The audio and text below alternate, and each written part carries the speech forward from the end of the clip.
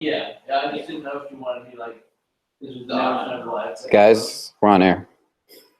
So, welcome to this week's Fearless Man. The Fearless Man YouTube channel.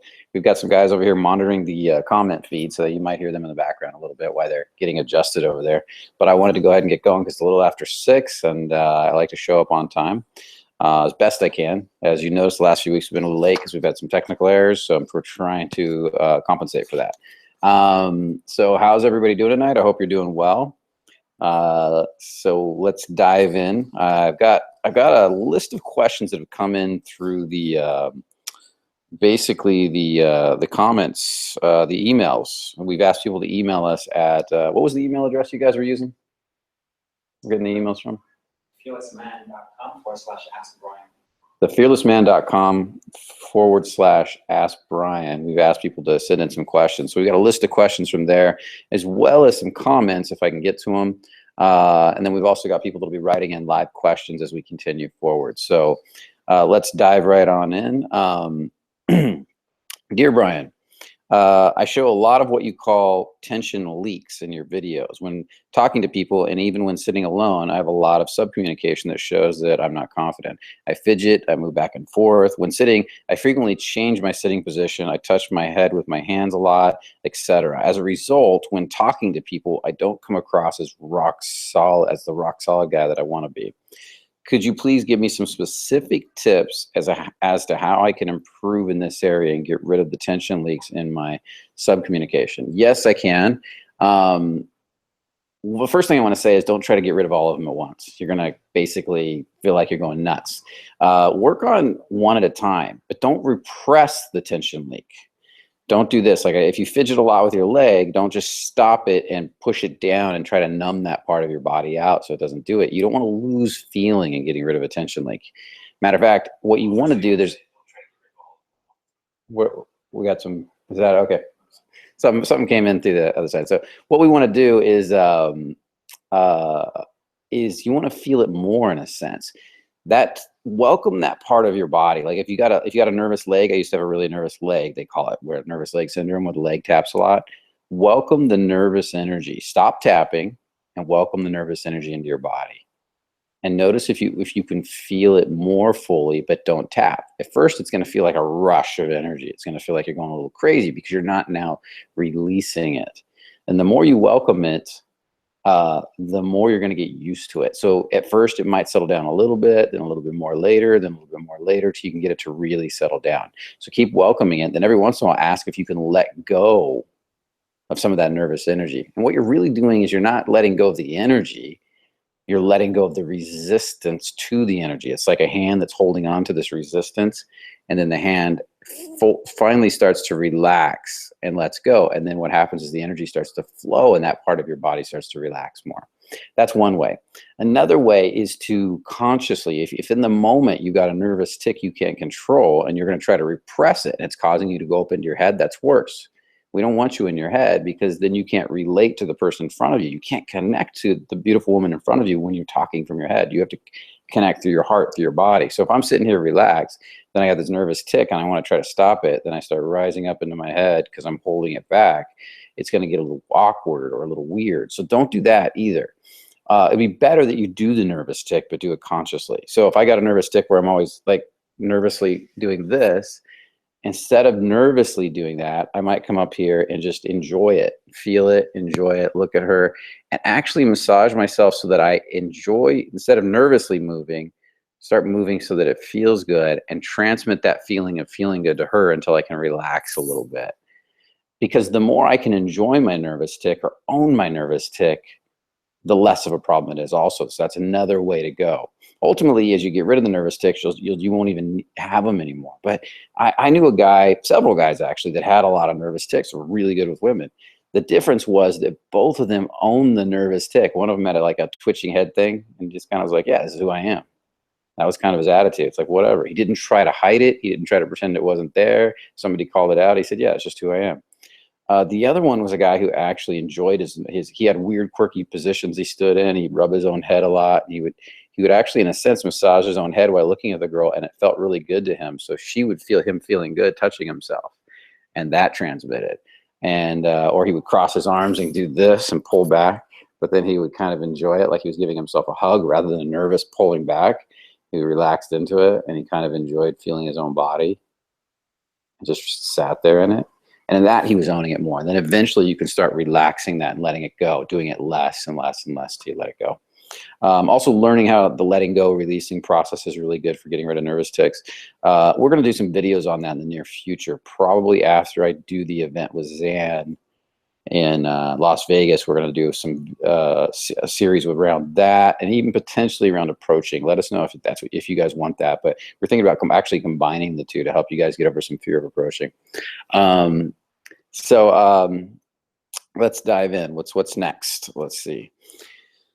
Is there a limit for tension? If so, have you found yours? I realize that different women want to create different levels of tension on me. I feel like I might be confused between tension and lack of interest. I'm 20, athletic and confident, but I've never really felt emotions. I have trouble feeling what they're feeling. I just assume that if a girl looks at me repeatedly, she's interested. But as my tension skills are evolving, I'm getting into more confident older girls. I still feel they're interested, but there's less sign that they're much, and they're much harder to satisfy. Is it supposed to be so? Am I doing okay? There's two skills here, not just tension, tension and vulnerability, your ability to feel emotion. And you just said, you basically implied that you're good with tension, bad with vulnerability. There's not a limit to tension skills in the sense of being good with tension. You can always raise your ability to be good with tension, like a bodybuilder can build strength. You know, Richard Branson can handle a lot more tension than the average human being, right? But it sounds like you've got plenty of tension skills. You don't have to be this master of a massive amount of tension. You just need some basic skills. You can handle the shit when the shit hits the fan. And you got to remember that if you're bringing tension to the woman in front of you, you may have a skill set that goes way to here, like you can handle this much tension, but she can only handle this much. So don't come at her with this much tension. You know, you play right around where she's at. And that's why you need the vulnerability to feel when she's starting to close off. And then you can back up a little bit and have space with her. So the vulnerability is the ability to relate to her emotions. And when your tension skills have reached this level where she finds it attractive, if you keep going, you will blow her out. So at that point, that's why you stop, relax, feel her. You feel this moment where she's like, whoa, you back up a little bit and go, yeah, I can be a little forward sometimes, or something like that. It doesn't have to be that. Or you just back up and you say, nice, you have a beautiful smile. I really enjoy it. You know, just pull back a little bit and relax. You know, and let her and have a moment together. And that's the vulnerability. So that's why it's important that you feel emotion. Some girls can get very attracted to a guy who has tension skills, but they'll lose interest because he can't relate to them on some level emotionally. So the emotional skills are just as important. Again, you don't have to have a huge range in this area, just a little bit, enough to be able to recognize, you know, when your attention skills are going a little too far, to be able to feel her when she's sad, to be able to feel her when she's lonely, to be able to enjoy when she's telling you something that she's really happy about, be able to enjoy that and feel that with her, because she can feel you doing that. If you have no ability in this area, I recommend you start meditating. Meditation will start to, especially a meditation that opens the heart area, the stomach area, you're going to start to feel a lot more emotion. So start to relax into that part of your body and sit down and do a meditation. There's tons of them on YouTube. Just look them up. Look up heart meditations, getting in touch with my emotions meditations. Learn to release. Read the Letting Go book by David R. Hawkins. That's really good. Sedona Methods, another good program. Teach you how to feel your emotions a lot. And learn the emotional scales. Kind of just start exploring emotions. Another thing you can do, and this is a simple practice, you don't need to buy anything, is go out and practice looking at different things and seeing if you can get an emotional response. Look at the color blue. Does it feel different to you than the color red? Look at one painting versus another painting. Does it feel different to you? Look at two different, like if there's a whole bunch of trees, look at one tree is maybe a weeping willow, another one is maybe shooting way up, and notice how they feel different to you. Touch different textures, touch something cold, touch something warm. Notice how they feel. They cause a different feeling response, and actually even an emotional response in you when you feel this stuff and see this stuff. Look at two different women. Do they feel different to you? Notice if you can feel their emotions. Does one feel sadder? Does one feel happier? Start to pay attention to how people feel as you walk. Just take 10 minutes, walk down the street and feel your body. You always, because feel emotions, you have to feel the core of your body, right? And you have to, and so feel that core and just look at people and smile at them as you go by and see if you can feel who's more closed, who's more open, who's more receptive, who's angry, who's sad, and take your best guess. And if you've got somebody that can feel emotions well, do your best to feel and ask that person what they think and see if you're close, because we are designed to feel each other's emotions. So all you have to do is develop that ability inside yourself. Does somebody want to handle that? Thank you. So go ahead and start playing with that. You'll probably see some results pretty quick if you stay consistent with it. It'll be a little difficult in the beginning, but inside of a few days, a few weeks, inside of a month, you're going to notice a big difference. Don't be surprised if you start feeling so much emotion that's a little overwhelming. And just to give yourself some time, that'll start to go away.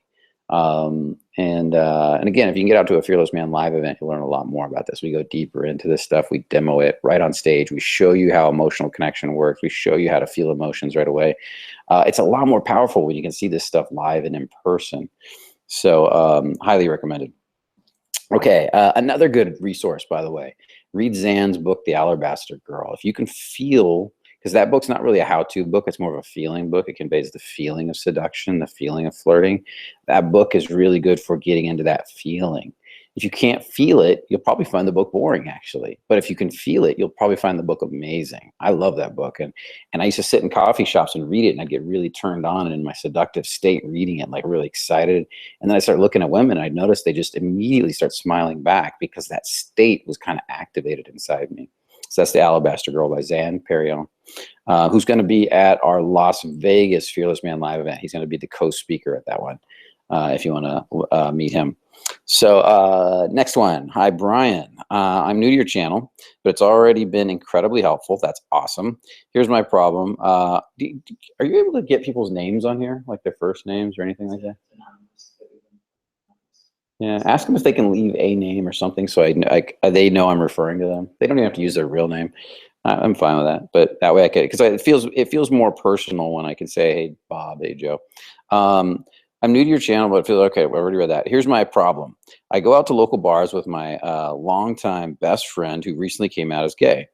This is wrong, but as a straight male, I have often used my friend, because girls love gay guys, as a means of disarming women who have said they find me to be intimidating, closed off, and aggressive looking. This strategy is not right and often sends the wrong message to women, who often think my friend and I are a couple until I announce and make clear with my body language and voice that I'm not gay. I don't see why this is wrong unless you're just using your friend outright. Like if you enjoy your friend, he's your longtime best friend, and you're hanging out, and some girl thinks you're gay, that's not your problem, and then you let her know you're not, directly or indirectly, and you move forward, and she's already gotten to know you. She already likes you. It's not a problem. Here's my question. I'm working to become more grounded and confident in myself, but how do I do this and still accommodate my friend as I approach women? I find my relationship with my friend is sometimes difficult simply because I am after women and he is after men. What are some tools I can use to reinforce to women that I am not gay and yet still be at a bar with my friend? This is almost, I think you're almost creating a problem in your mind here. Look, if you're hanging out with your friend at a bar and he wants to meet men, that's fine. And you want to meet women, that's fine. You two can still hang out. He can still tell you, oh, I like that guy. And he can go hit on that guy. You can say, oh, I like that woman. He can even help you meet women. You can help him meet men. It doesn't matter. Have fun, laugh about it. It's not a big deal. Just be friends and go out. And I don't know if you live in California, in Los Angeles, but in Los Angeles, we have a bar called the Abbey. And the Abbey is a gay bar, but it has a lot of hot women and there's a lot of heterosexual people in there too, as well as gay men and lesbians. And what a lot of people do, I know a lot of straight guys that go there to meet beautiful women, and it's a great place for you to hang out if you were in LA with your friend. You go to a place like that where there's gay men, there's beautiful women, he helps you meet women, you help him meet men, you have fun, you laugh about it, and life is grand. So I don't see it being a problem as long as you're not doing it like, hey bud, let's hang out every night, and then ignoring them all night, or just using them to meet women you don't even like them. But it sounds like you and this guy get along great. So go out and have fun, enjoy yourself. And I know a lot of guys that used to go to gay bars specifically to meet women because they would assume they were gay. And then when they would find out they wouldn't, the women already liked them, so it was too late. And so they said the women's defenses were down more because they assumed every guy in the bar was gay. You know, and that's their thing, whatever. But for you, if you just go out, have fun. I don't see the problem in this. And as far as telling women you're not gay, you just do it through your actions like you did. They might think you're gay at first, and you start flirting with them, looking in their eyes a little longingly, and she'll be like, aren't you gay? And you'll be like, no, whatever gave you that idea. And you start joking with her. Or you tell her straight out, no, I'm not gay, and I like you, or whatever, or you're really cute. And, or this is the way I'm looking at you, tell you I'm gay? And she'll be like, no. I'm like, there you go. You know, play with it a little bit. It's all part of life, dude. You'll have plenty of opportunities when your friend's not around to go out and flirt with women without him around, if you want to do that too. So you can do it both ways.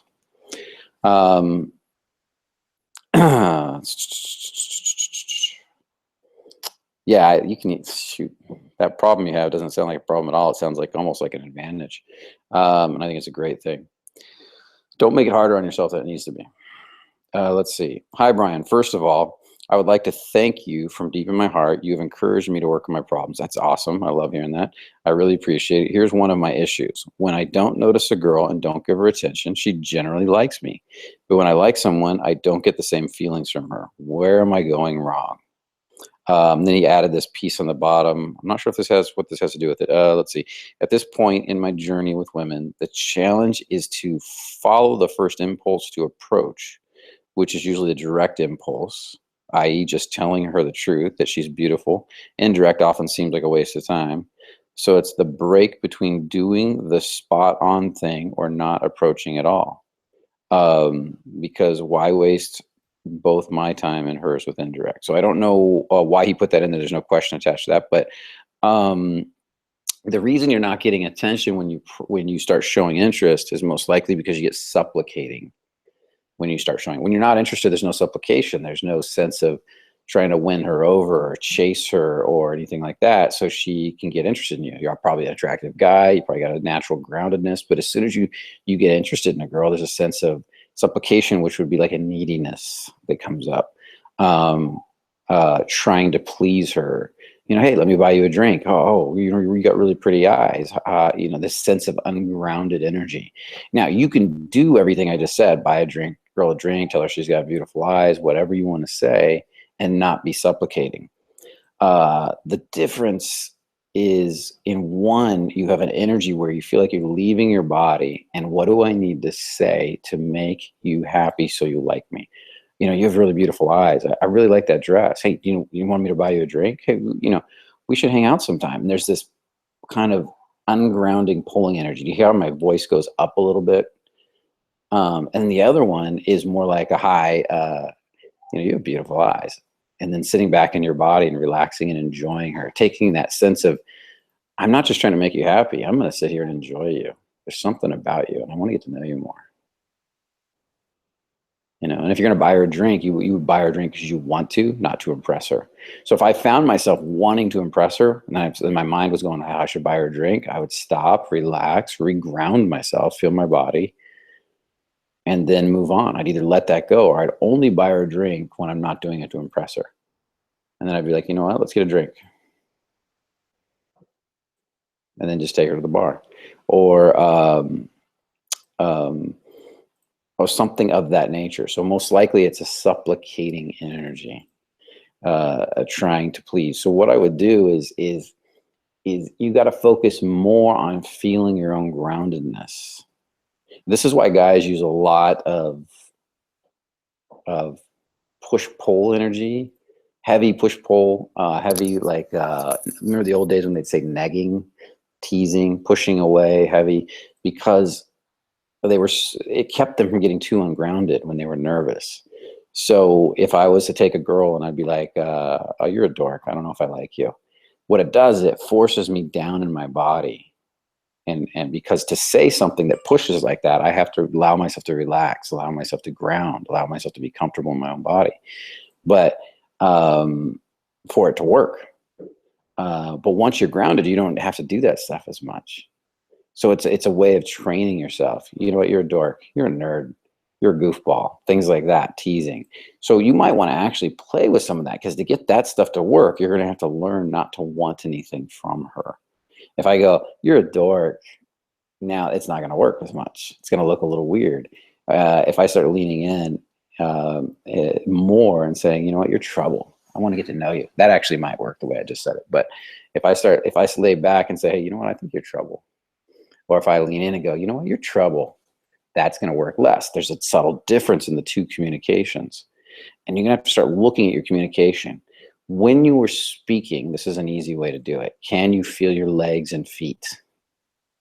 When you say, you know, there's something about you, can you feel all the way down to your hips, to your legs, to your feet? I think I like you. It's best if you can feel all the way through the center of your body, down your hips, legs, and feet. But just start with your legs. And if you can't, if you leave that part of your body, your consciousness leaves and you have no awareness of it, and it's all on her, you know what, I think I like you, then you're probably supplicating at that point, because she feels all the energy going in her direction. But if you relax down here and you say, you know what, I think I like you. You have a little wild side, don't you? You know what, I want to get to know you. We should get to know each other. That's all I know. I don't know anything else. I just know I want to get to know you.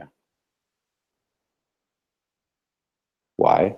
I don't know, but I want to find out. And you just kind of relax and you enjoy that process. That should help you out quite a bit.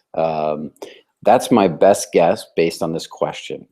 Now, to give you an honest, direct answer where I can really see what's going on, I need to see your subcommunication in action. That would be a workshop or a seminar or something like that, where we can see the way you're behaving. So if you can get out to one, definitely do that. If not, try what I just said. Practice grounding processes. When you are flirting with a girl, you need to work on being more grounded. Grounding, learning to feel your lower body, learning to relax, just flatten out your pelvis a little bit while you're teasing, learning to relax back so that because you're probably leaning in too much. So I know I've said that several times, but I wanted to say it different ways in case you hear it different ways. Hi, Brian. First of all, I would like to thank you from my deep heart. From deep in my heart, you have encouraged me. Oh, we just did this one. Okay, awesome. Let's go to the next one. Hey, Brian, I understand about the concept of beingness. Is that an attractive guy has an unshakable belief in himself that he can satisfy a woman emotionally and physically? When approaching a new woman, he knows that if she says yes, he'll take care of the rest. This all shows in his subcommunication. I am having a serious trouble cultivating this belief in myself. I am inexperienced and know that there are many skills I lack, and I'm not good yet. Since I know I'm not there yet, my beingness sucks. This causes a chicken egg situation. Since I don't believe I'm good with women, it shows in my subcommunication, and I get rejected. Since I can't get into a relationship, I can't get the necessary experience to start improving and believing I'm good. How do you break this cycle? Is there a way for me to improve my beingness and feel confident in my body when I factually know in my head that I lack the skills and experience? How can I cultivate the belief that I already have what it takes to satisfy a woman emotionally? This is an interesting question, and there's a definite answer to it. You almost have to start to feel this way. Well, first off, you're going to go out and approach. You're going to date, and you're going to meet different women, and you're going to attract women most likely that are at the level you're at. So if you're at a certain level of confidence, you're going to attract women that are at that level of confidence, and then you're going to work out some self-esteem. You're going to work out some confidence issues, and you're going to become more attractive. You're going to work out more self-esteem, more confidence issues, and you're going to be more attractive. But what you really want to do is, how does somebody build, let's say somebody's going to build a high rise, a big building, and And they just start, the building's not built yet. Everybody knows this. So how do they get the building built right? Now, when they start to build the building, they know the building's going to be there. They know it's going to happen. They have complete belief they can build this building, or they wouldn't even start working on it in the first place. It would be a waste of money. The people building it have the confidence they can do the work because they usually have been shown how to do it properly. So they believe in the ability to create this building before it's even created. Okay, they do that through a blueprint. The blueprint has all the specifics, all the details of what they're creating, and they can see it clearly. And they can look at the blueprint. They can study the blueprint. They know on this side of the building, they need this much, whatever, metal, wood, whatever they're putting up, wiring, and this has to be so many feet of this and so many, everything is laid out. It's the same thing with your beingness. Beingness is a way you feel about yourself. And you can cultivate that feeling before you arrive at the destination. So imagine there's two of you. One has a starting point, then there's the end point, who you're becoming. And so when you start on this building, the end point is going to be the completion of this building. You have absolutely no doubt. So the starting point is, I'm going to start working on this, and I'm going to start working on feeling what it feels like to be confident. And I'm going to do that through visualization, through meditation, through letting go of any resistant emotions. Okay. Now, the reason you could do this is because you're built to be confident. You're built to feel confident. Your natural ability is not doubt and worry. You're built to attract women. Your ancestors have been doing it for generations. You're built to feel confident. Your natural state of being is confident. Everybody's is, women, men, doesn't matter who. We are built to believe in ourselves. So as you remove the blocks to believing in yourself, you start to feel more confident naturally. Because the natural state of the human being is exploratory, is creative, is when you're trying new things, it's going out and let's mess it up and explore and learn, and it's all fun and it's all play. And in that, you're interesting to a woman. You don't have to have all the answers. You don't have to be perfect. You just have to be free in your ability to explore and play in that area. So as you learn to be more confident, you say, yeah, I screwed that up, and you actually own your insecurities, she gets more attracted to you. So it's not like you have to be perfect. But you have to be confident in your ability to handle your own screw ups. That's more important than being perfect. So that makes you actually more human and more attractive. So as you're building the building of the new confident you're in a sense every day imagining, visualizing, picturing this version of you where you feel really good. And when you feel heaviness creeping in, like doubt and worry and the thoughts, so you get a thought that says, I'm not good enough, and then you feel the heavy doubt, just ask your body to let that doubt go. Just a little bit of it. Even if you can't let the whole thing go, let 1%, 2%, 10% go. And then every day do it again.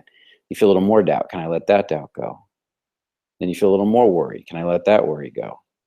And then you feel a little more sadness. Can I let that sadness go? And then when you feel a little bit of a release, you'll feel a sense of getting just a hair lighter. Usually it's just a little bit at a time. It's like a plant growing. And when you feel that sense of getting hair lighter, you just relax and you enjoy that expanded sense, even if it's only 1% bigger. And you relax, recognizing that you've just built more courage, more acceptance, more peace. And this might take a while. If you're really negative and really heavy, this might take months. If you're not, inside of a week, you might notice a huge difference. But you're going to be moving through heavy emotions. Now, if you're really apathetic, really shut down, and you start to do this, you start picturing the new you, and your whole body's fighting it, and you're hearing words. And if you listen really carefully, you'll always hear words. You're hearing words and feelings that say, I can't, this won't work, it's not working for me, I don't feel anything, I feel nothing. That's heavy apathetic energy. That's repressed energy. And what you want to do is acknowledge the I can't and the heavy energy that goes with it, and then ask that to go. Can you let a little of that go? And then you'll hear another one. This isn't working. Good. Welcome that. Can I let that go? This is stupid. Welcome that. Can I let that go? It won't last forever. Every time you let a little bit of that go, it starts to eventually get lighter. Eventually, it'll feel like, okay, what'll happen is as the apathy leaves, you'll probably start to feel more emotions.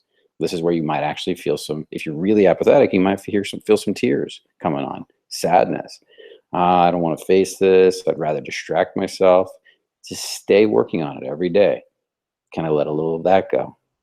This is really hard. Let yourself cry. Can I let a little of that go? And then you'll start to move up. So it goes apathy, grief, and then you'll start experiencing, and you may not go in order, but this is kind of the order of heavy to light. Apathy, grief, which is all the sadness, the loneliness, the doubt, then fear and worry, stressing, anxiety, nervousness, doubt. And you start to go through that, it's never worked for me. I can't do it. Things like that. So you start to process that. Apathy, grief, fear, lust, or wanting or desire. That's the next one. God, you start to let go of those lower emotions, and you're going to go into a sense of wanting. I really want this. I got to make it happen. I got to push. Can I let the push go? Can I let the chasing go? Because you can't want something and have it. You have to get past wanting. And then what happens is you start moving all the way up the scale to acceptance, and you start moving into having. What you're going to find is as you get higher up, as you get through those lower emotions, apathy, grief, fear, lust, it's going to start to get easier to let this stuff go. And then after that becomes anger. You might start to get angry, and then pride, then courage, acceptance, and peace. Courage, acceptance, peace is where everything gets easy. Guys that are approaching girls from that area are going to do really well. So this is the thing. I'm glad we're kind of closing on this today, because this is the thing that we want to present a little bit more of. These are releasing processes. You can find them in Hawkins' book. You can Letting Go. You can find Sedona Method. I haven't played much with Larry Crane's stuff, but Larry Crane's got stuff out there too. There's a lot of other people, and there's physical releasing, moving your body. There's meditations to open up and start letting go. But when you're low on the scale, that's where people have the hardest time. I get a lot of students that are really down to apathy and the grief and the pain and the hurt. And that's where doing this work sometimes it's like they just don't know what to do, because they start and their whole body says it's not going to work. It will work. It's just every time you're working, it's going to tell you over and over again it won't, until you've let enough of that go. And then you start to feel better. So that's how you shift it. You shift it a little bit at a time, and then eventually, maybe a month, 2 months later, this image starts to get real. It starts to feel vibrant, starts to feel alive, and your emotions start to change. Now, I'm going to give you one more analogy. If you're driving from, say, California to New York, you don't sit there and go, I'm not in New York. I'll never get to New York. It'll never work. You've got the road trip planned. You're in the car. Every mile is taking you that much closer, and you just enjoy the trip. And every time you're getting a little closer, it gets a little more exciting. When you get close to New York, let's say you're just a few 100 miles away, it's way more. It's getting really exciting if you really want to be in New York, because you're only 100 miles away now, whereas you were thousands before. And so then you get 50 miles away, then you start to see New York in the distance, and you're like, look at all the tall buildings. And that's exactly how it works. You don't beat yourself up all along the way. You just do the process until it starts to come into view. You trust that it is going to come into view eventually. And you know it will, because if you keep driving that direction and you keep following the map, it has to.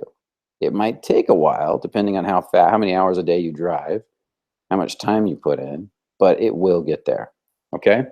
So if you guys out there want me to go through some releasing processes, and we can go through some releasing processes with feeling more confident or with approaching and so forth, make sure you email us and let us know. Let us know what you want in that area, because I'm being kind of vague with it. I haven't created how I want to say it all yet. I've been doing this stuff a long time. And I do it live. I've been doing it live with people. I've been doing it in person with people. I used to do lots of one-on-ones with this stuff. I've never put it out on the internet. And my thing is with the internet is I want to make sure that I describe it in a way that you guys really get it. I want you guys to get a lot of results. I want to create a whole series of trainings around this. And I've been doing this stuff for years. Remember, I changed my whole life doing this stuff. I had one period where I got really sick in my life and had a lot of medical problems. And I spent about a year just doing all these releasing processes, different versions of them. And I would do them for hours a day. And everything in my life changed. All these synchronicities started to happen. People started to show up, and my whole life shifted. And I went from unhealthy to starting to get healthy again. But not only that, my financial life changed. More money started to come in, ease started to happen. All the stuff that I had been working on for years started to show up in my life because I started doing these processes on a regular basis. Now, I worked for it. I worked on it not just sometimes for many hours a day, because I was so far behind the 8 ball. But that's also why I think I have a good understanding of what's going on here too. So I really want to apply this to all the work I've done with guys over the years with dating, approaching, meeting women, sex, sexual shame, and so forth. So we want to take a look at that too. So let us, if you've got something that I haven't covered there that you want to hear more about in the area of releasing as we get into it later in the year, please drop us a line, let us know. Okay, Cairo, should I go through these questions here? Or do you want to cover some from? Okay, so I got a few questions. They came from the comment section of some of the videos. The first one is from Clyde Kimsey. What is the difference between vulnerability and fear? It's simple. You can have vulnerability is willingness to feel all your emotions, even if it's scary. It's being open with your emotions. You might not be scared at all, but you might be scared. But it's being willing to feel sadness, love, curiosity, to tell a girl she's cute, even though it's scary. There's something about you. It's had to meet you. And it's really attractive when you're vulnerable because she can feel that you've got something on the line there and that you're willing to face that. And that's a man. I'm willing to face my own emotions, and it's scary because she can feel you feeling versus being walled off saying you're cute. Fear is the fear of, let's say you're afraid of the vulnerability. That could be fear, but you could also be walled off and afraid and just hiding your fear behind your wall and saying, hey, nice to meet you. You're really cute. And she can't feel you at all, but you got a lot of fear inside. And that's why you're putting the walls up. You may not even be able to feel the fear because you got so many walls up. So fear can be with vulnerability. You can have vulnerability without fear, a high level of emotional access. It's a willingness, or you can have fear without vulnerability where everything's walled off. So that's the basic difference between them. The next one is somebody who called themselves Doodle Master. Brian, do women fantasize about high energy seduction or low energy seduction? And I would say that's really up to the girl. Everybody's different. Some people are more introverted. Some people are more extroverted. Some people are, and so same as some women are. There's a girl I just met recently who's really, it's interesting. She says she wants to be a comedian, but she's actually very low energy. She's a very attractive woman. She loves deep conversation, deep rapport, deep connection. She's a lower energy person. But I've met other girls that are just bubbly and giggly, and they love giggling and laughter and teasing and playing. So just realize that you don't have to adjust to every woman. Just find women that are the way that it's the most fun for you. Be true to yourself, man. There's plenty of women out there that'll be attracted to that. You don't have to adjust for every woman you meet and be high energy for this woman and low energy for that woman. You could do that if you want to put the work in, but eventually you're going to get tired of it because there's a version of you that's the most authentic, and you might as well just be that guy and draw the women that like that guy so you can have the most fun with the women you're with. Next one, Michael Campbell. He's referring to a sex signals panel video. Trying to keep all of these rules to consciously be aware of every little behavior seems exhausting. Exactly, Michael. I just don't think I have it in me. I just don't feel like myself. Maybe I just don't understand. Help me to understand. Maybe I am lazy. Good luck. So that's what Michael wrote. And I agree with him. That's why I said exactly. Michael, you're probably a very analytical guy. I don't want you analyzing and trying to store all this stuff up as data. Just take one at a time and see it in the outside world. Get used to seeing it until it's unconscious competence, and take another one. And then you'll start to see that one. And pretty soon they'll all be part of your nervous system, and you'll see it and you won't have to think about it anymore. If you're thinking about more than one at a time, maybe write down 3 and then work on seeing one at a time. When you can really see one, then pull the other one out. But when you're working on trying to memorize all of them at once, you're just going to activate the brainwave activity up here. You're going to become super analytical. When you become analytical, it's going to be really difficult because you're going to come out of your feeling. And what you really want to do is not just see these things analytically. You want to feel them. You want to feel when girls are leaning in. You'll start to feel energies, this push-pull energy coming off women. And that's more important than actually seeing the behavior. To feel when they're kind of like curiously feeling in your direction over and over again. So work on just feeling one at a time. I always recommend working on one little thing at a time, getting good with it, unconscious competence, and then moving on to the next thing. And you can work on several things a night. Work on 3 of them a night, but only work on one at a time while you do it. And then the other ones become natural. They become part of who you are. So the next one is from Addie Lupe. What about in situations where the girl can't accurately be described as beautiful, pretty, or even cute, but rather just hot?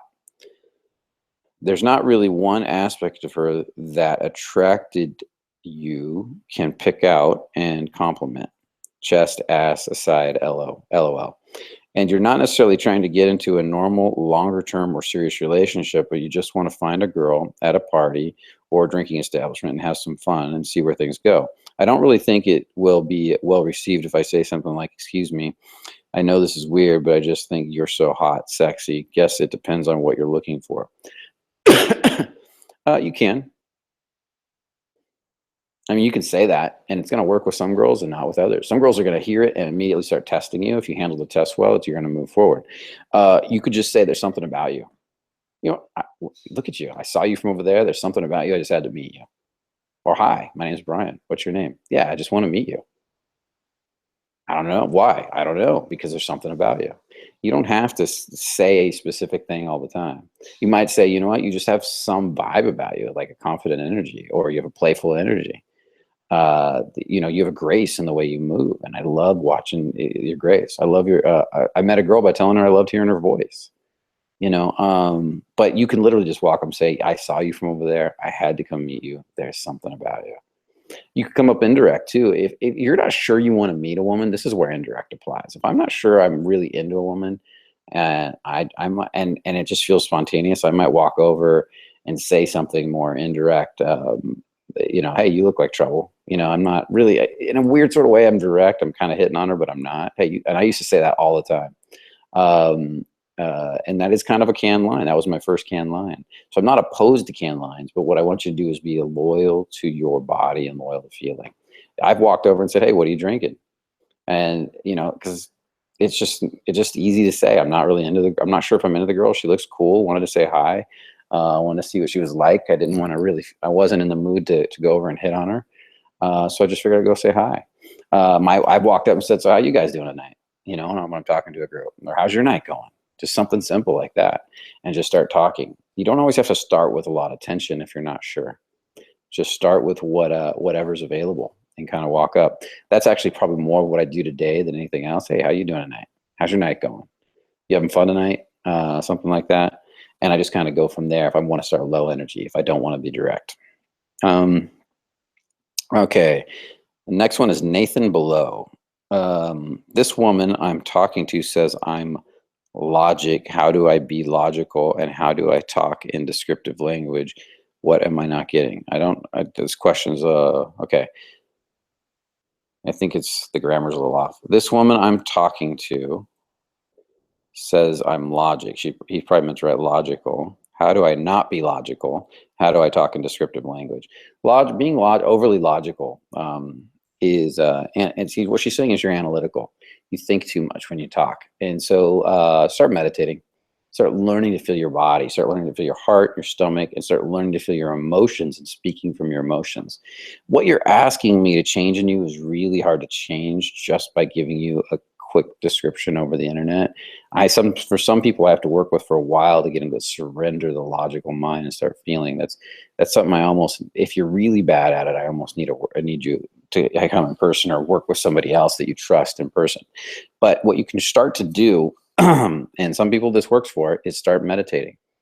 Start learning to feel your body. Start doing stuff that forces you to feel your body, whether that's dance or meditation or moving meditations, things like that, releasing processes. But if you're going to do a basic meditation, do one that opens the heart, that's going to cause you to feel more emotions. And then learn to, instead of going up here to find the answers and thinking, learn to kind of come down here, look down a little bit, feel. What do you feel? I feel sadness. Yeah, that's interesting. That makes me feel more sad. And start speaking from you don't have to say it makes me feel more sad, but you can speak from the sadness, or I feel joy. Wow, I really like that you said that. Tell me more about that. Curiosity, appreciation. Go down here, you find the actual curiosity and say, that's actually fits what I just said more. I'll go down here and say, that's really interesting. Tell me more about that. Really? Why do you like that?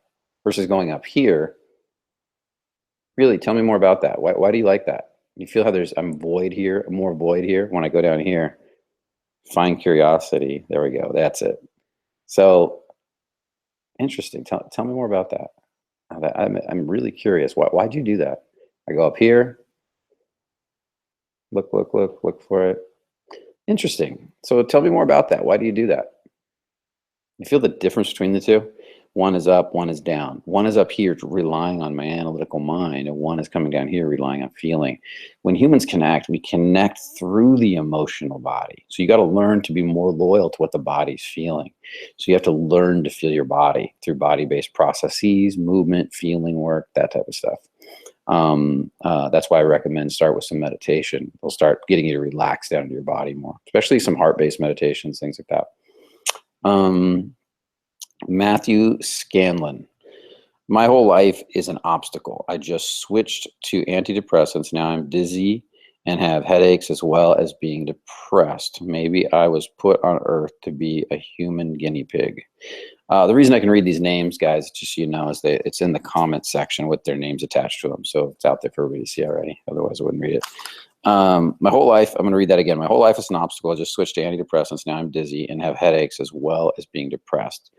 Maybe I was put on this earth to be a human guinea pig. That's not really a question. It's more of a statement.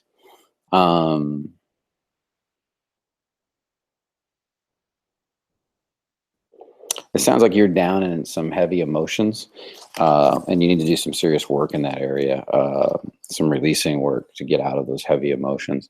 I don't know if you're working with somebody. It sounds like you are if you're on antidepressants. And there's a lot of different types of antidepressants. If your therapist thinks you need to be on antidepressants, there's different types. If one's not working for you, they can get you on another one. You're not a human guinea pig. You can change anything. I promise you that. But you have to be willing to do, when you're at the level you're at, you have to be willing to do the painful work for a while until life starts to become easy again. I'd recommend, again, reading Hawkins' book, Letting Go, getting into a workshop, getting into a seminar where we can meet you. We can definitely do some work with you, and kind of going from there. Okay. Now, this is the last one. It's a longer one. I haven't read it yet at all, so I have no idea what's here. Let's find out. Alexander Toronto.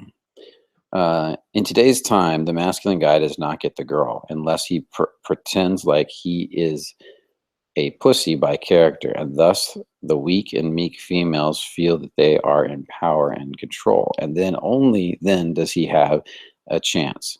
It is simply about supply and demand. If females are in the majority in numbers, as in Ukraine or Russia, but more so Ukraine, your theory would apply. However, if the ratio, I don't even know what video you're commenting on. So, however, if the, maybe we need to put the video maybe, well, what they're referring to, because I'm not sure what he's referring to.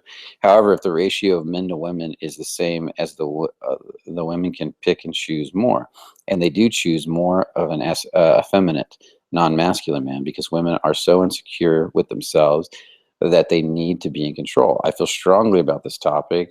I can see that, as I wrote in all caps, as I have experienced non-interest from women because of my look. I look aggressive and masculine. This is the way I was born. And so when I figured this out, and the non-responsive I was getting from women when I was just being myself, I had to act. That's right. I had to act like a meek, pussy-like personality, and thus willfully gave women the power temporarily. And this is how I have had most of my girlfriends. I'm interested to hear your reply on this point that I made, the fearless man. Let's see what you have to say. You know, there's a lot going on in your subcommunication you just don't see, Alexander. I promise you that. I've been working with subcommunication so long that I've seen the opposite of this a million times. I've seen masculine guys get women like crazy. Matter of fact, women love masculine guys. There's something going on in your our subcommunication is 97% of our communication. Just because you're masculine doesn't mean your subcommunication isn't rejecting women in some way. You could be very masculine and walled off emotionally, totally rejecting women, pushing them away, and therefore you found a compensation to get a few women in. That's fine, but it's probably not making you happy. And so what I would say is you have to look at what you're doing to reject the women. It has nothing to do with you being masculine. I promise you that. I've had enough experience with it. We have enough clients with experience with it. I've seen it so many times. It's ridiculous. And you draw the women at the level that you're radiating your consciousness at. So if you're at a certain level and you believe certain things, like you clearly defined and wrote in all capitals here, those are the type of women you're gonna draw. You know, I don't want to go in and break all this down. This is just you're projecting out to the world this idea of what you think women want, and you feel very strongly about it as you wrote directly in there. And so that's the experience you're going to get. I don't have that experience. My partner doesn't have that experience. My students don't have that experience. My friends don't have that experience. I can tell you, I can give you countless people that just don't have this experience. Um, and if you're getting women by being effeminate, I don't know what kind of women you're getting, and I imagine you're not happy from reading this. So why would you want to do that? Why don't you just work out what's going on with why you're rejecting women while you're masculine? And what I typically find is when guys are rejecting women while being masculine, is they're very walled off emotionally. They're very masculine, yes, but then there's usually a lot of anger, which I pick up from what you wrote here in their nervous system. There's a lot of frustration. There's a lot of lack of vulnerability. So women don't trust them. So by acting a little feminine, you get a little more vulnerable, and they feel a little more safe. Maybe this is just a possibility. But what I find is that masculine energy is really attractive. It has to be a little bit above the level of anger and connected to some vulnerability, not a feminine nature per se, but vulnerability. The ability to feel emotions, relate, connect, the ability to feel some joy, some peace, some curiosity, some appreciation. Because from this, I get a lot of anger. Now, I'm not saying you're like that all the time. That's just what you wrote here. You might not be like that all the time, but from the results you're getting, I'm guessing that there's with around women, you're probably like that a lot. And therefore, that's how you're drawing the women that you're getting into your life. You know, what you could do is is really take a look, rather than being more effeminate, at being more emotionally available. Now, a lot of guys assume that that's effeminate. They're not the same thing. Matter of fact, the most confident masculine men have a lot of emotional availability, and they don't lose their masculinity in the process. Okay. They have the ability to feel emotions, sad, happiness, but they stay solid in their masculinity. Why they do it? They own it. They don't become needy. They don't become nervous, nothing like that. So start to take a look at that. I'd also recommend maybe some meditation for you, some taking a look at getting some of this anger out if you've got a lot of anger in there. That's what I see here. But it's really hard to talk to you specifically from this comment about what's going on with you, other than I can tell you that it's in your subcommunication. That you need to take a deeper look at what you're conveying to these women, that you have to go out and find women that like to be the masculine and be effeminate with them. Because I promise you, you don't have to do that. So I'm going to leave that at that. What questions do we have coming out? Anything? So nobody's perfect. 06 is wondering, why is it that throughout history, evolution, there's a rite of passage for guys, men, but not for girls. He goes on, but that's pretty much the question. Why is there a rite of passage for guys and not for girls? Rite of passage is, yeah, in general. I wouldn't say that's not true. I would say that women have a lot of their own stuff to handle. You know, that's, if you look in societies, there's the sweet 16 party, becoming a girl, going to charm school. A lot of it's been gotten rid of throughout the years, you know, in modern society. But women had to go through all that stuff to learn to be a good housewife and a good raiser of children. And so a lot of that with our culture, where the masculine and feminine is getting mixed now, has been taken away. It's just like the men's rite of passage has been taken away. Men don't really have as much of a rite of passage anymore. I don't know what you're referring to. I mean, if you join the military, there's a little bit of that. Maybe some Boy Scouts, maybe in the country or wherever you're at, there it is. But we do need it, just like I think women do too. You know, women need to bond with other women and get this signal of moving from a little girl to a woman. And just like men need to bond with other men and learn to move from a boy to a man. So I think all that's very important. I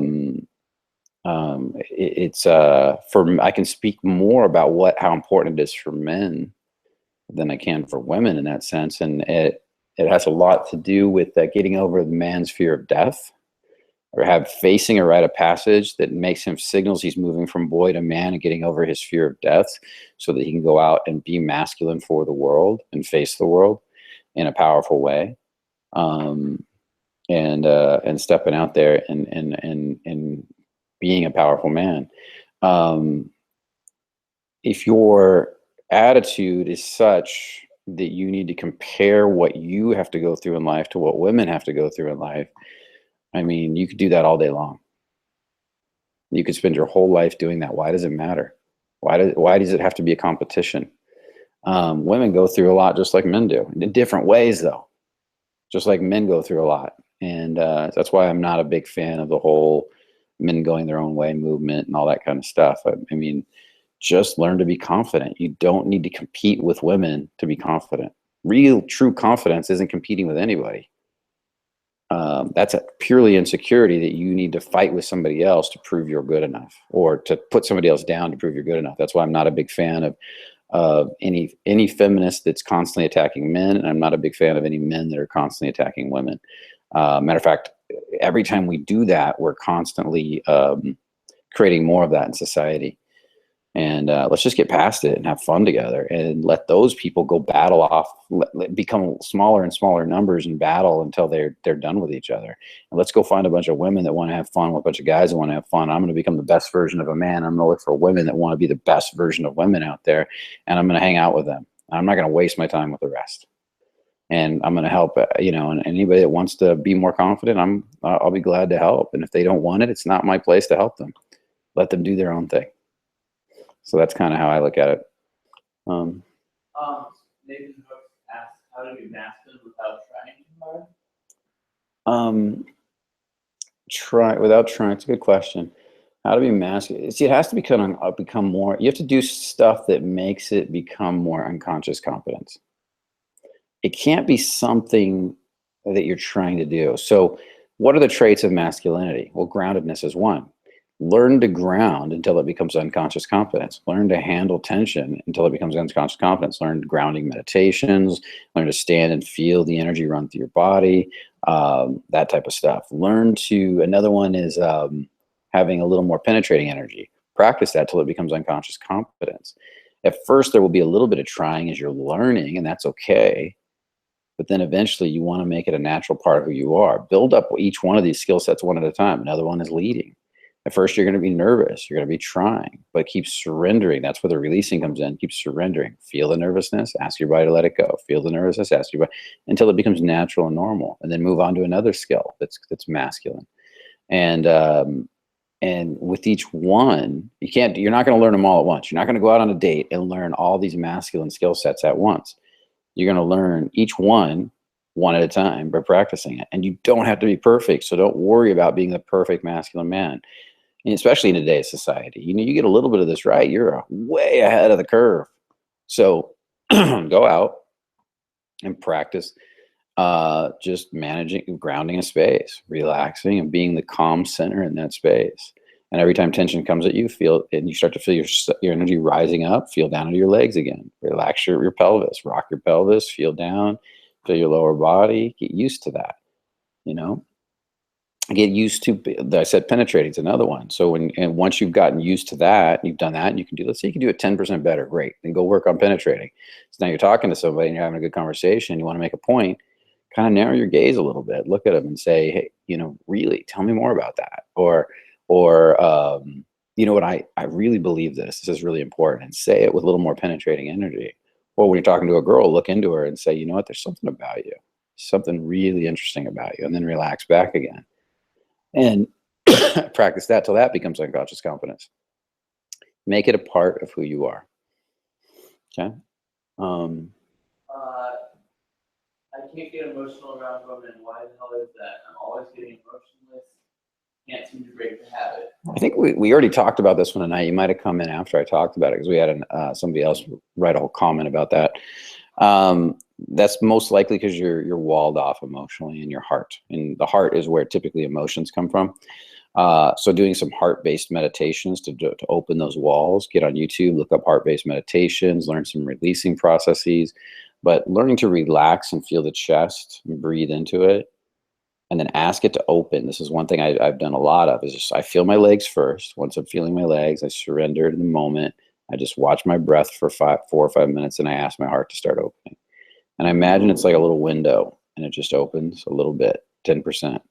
And I relax and breathe, and I feel the space around me. Then I ask it to open some more, and I relax and breathe, feel the space around me. And over time, it'll get a little wider and wider. And if it doesn't want to open, that's fine. For that day, just let it be. And the next day, do it again. Eventually, through intention, it has to. And you're going to start to feel more and more emotion. The next thing is also what I said earlier, is to go out and start looking at different things. Look at the color red, look at the color blue. How do they feel different to you? How do they emotionally feel different? Look at two different paintings. How do they emotionally feel different? Talk to two different people. How do they emotionally feel different to you? Look at people walking down the street and ask yourself, what do they feel like? Sit down with somebody. Is that person sad? And discuss it. Is that person sad? Is that person happy? Is that person open? Is that person closed? Is that person lonely? You know, start to feel these different people and start to get an emotional sense off what each person feels like. Touch two different objects, like a cool object and a hot object, and feel the different sensations. Notice how they feel different to you. Pet a dog, because a dog is you're gonna have less defenses up. And notice you feel more emotions petting a dog. Through the application of awareness and comparison are the two keys. You're going to start to develop the ability to feel slowly. So as you learn to open more, you're going to develop the ability. Then applying that opening to different objects and experiences, you're going to start to feel differently. Watch movies if you know any movies that move you, that make you sad, watch them, or make you feel joy, watch them.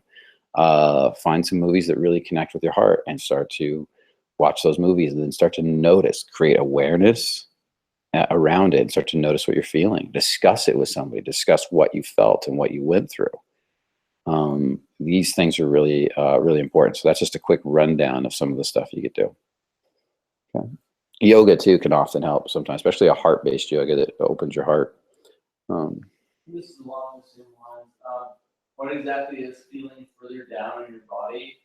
How could you explain it to someone who's bad at identifying their own emotions?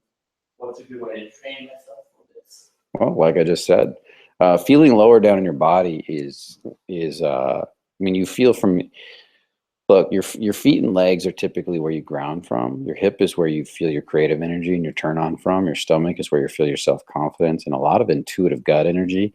Your heart is where you feel curiosity, appreciation, love, so forth.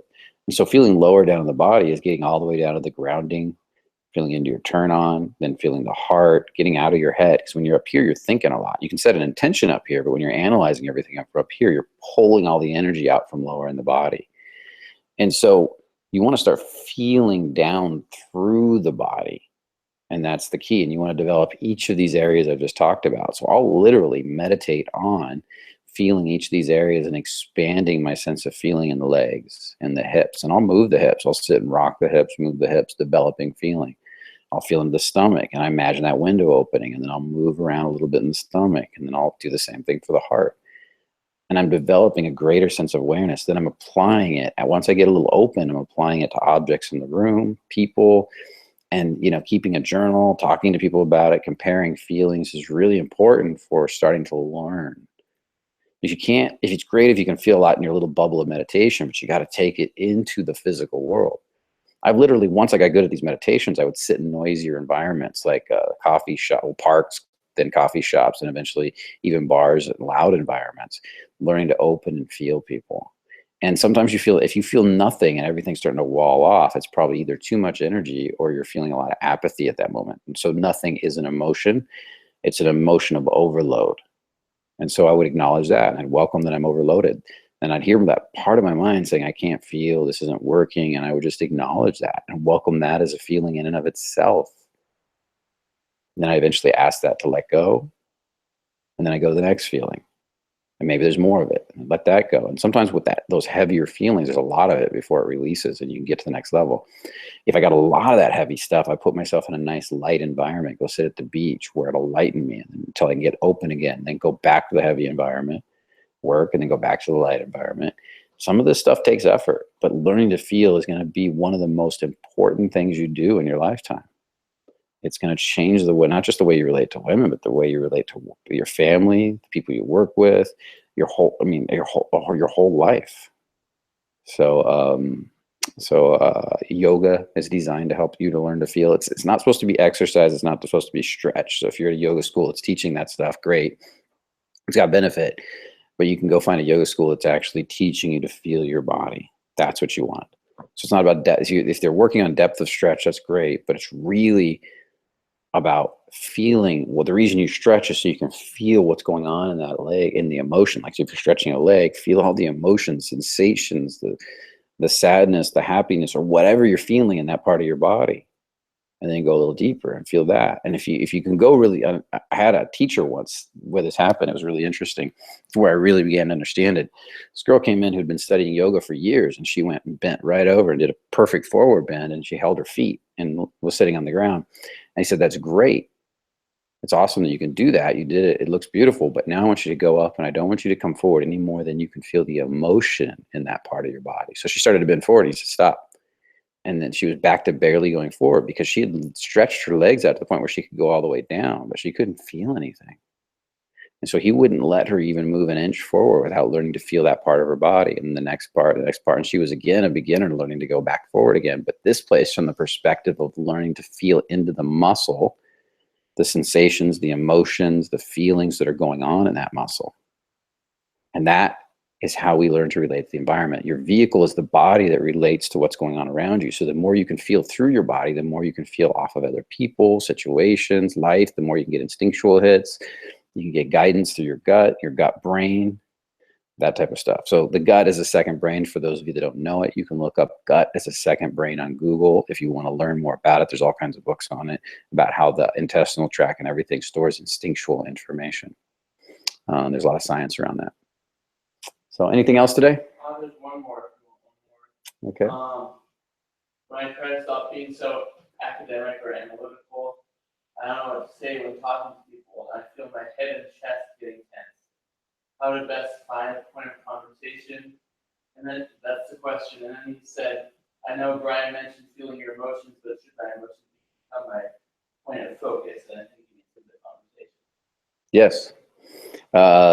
The conversations are all about emotions, unless you're having it, unless you're making, look, if you're talking about something analytical with an analytical person, you're doing something scientific, that's one thing. But if you're trying to have casual conversation, it's all about what you feel. It's all about, yeah, this made me happy. This made me sad. Oh my God, talk to me more about this. And so it's all about the emotions. It sounds like you're scared to feel your emotions. Whenever you come out of your head, you start getting nervous. It seems to be the topic of the day, actually. You seem to get nervous.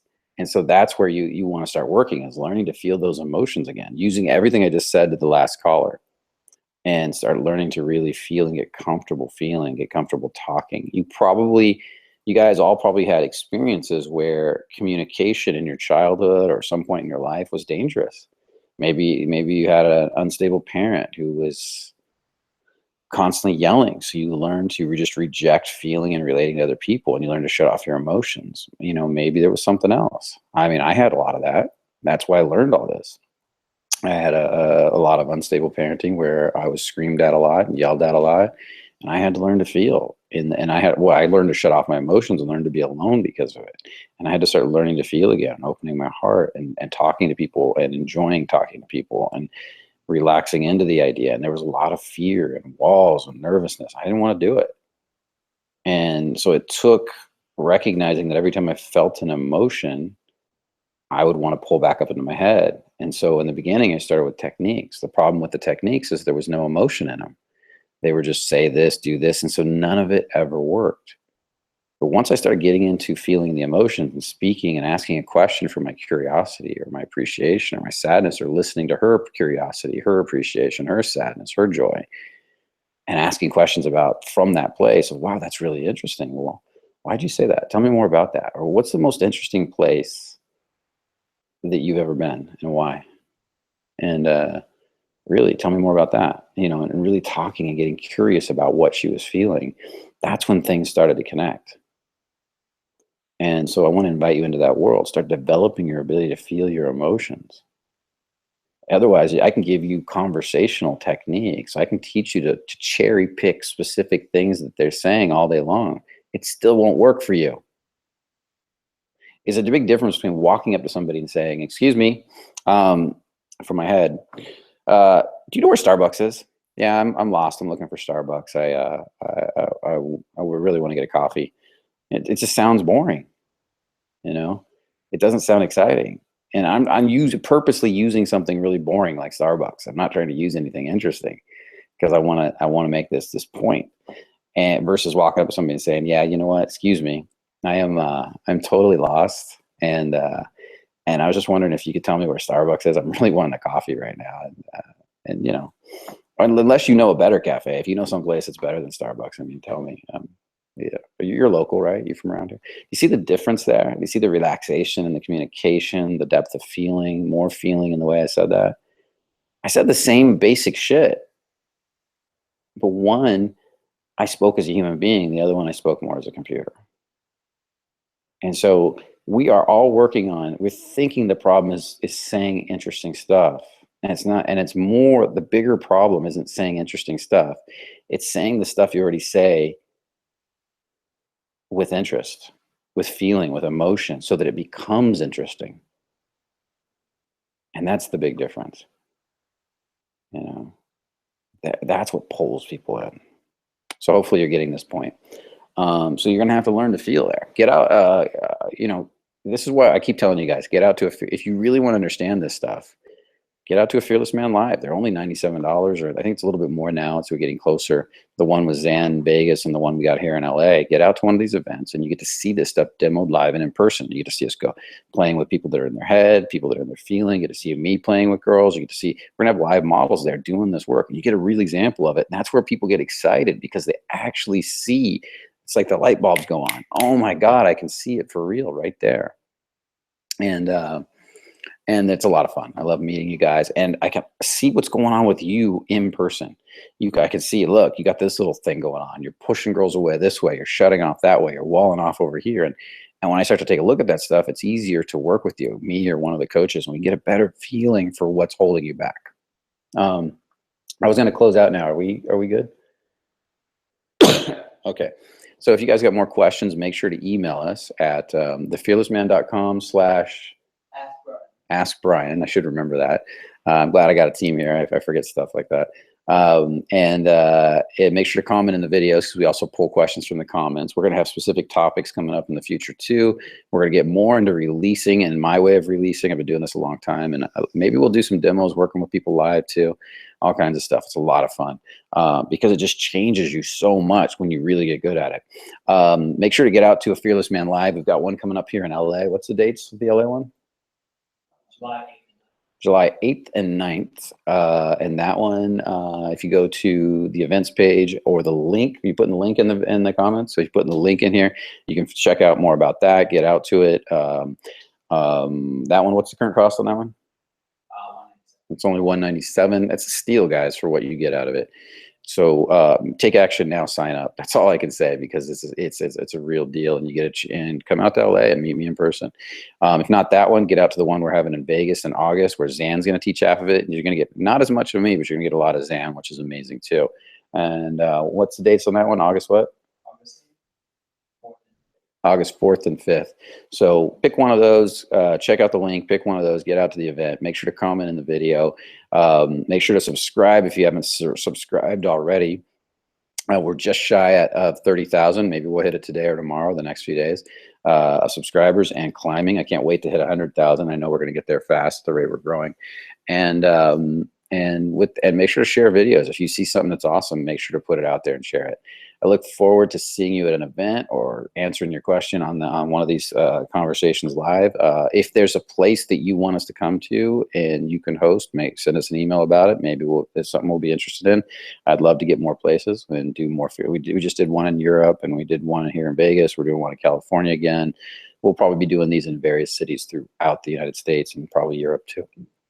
So with that said, I'm going to go ahead and sign off for the day. Is there anything else I need to cover, guys? I think we're good. And I'll see you next week. You're going to see a new set coming up soon. You're going to see everything changing a little bit. So we're going to keep improving stuff here and bringing you the best and latest information possible. So I'll see you in the next video, guys. Take care.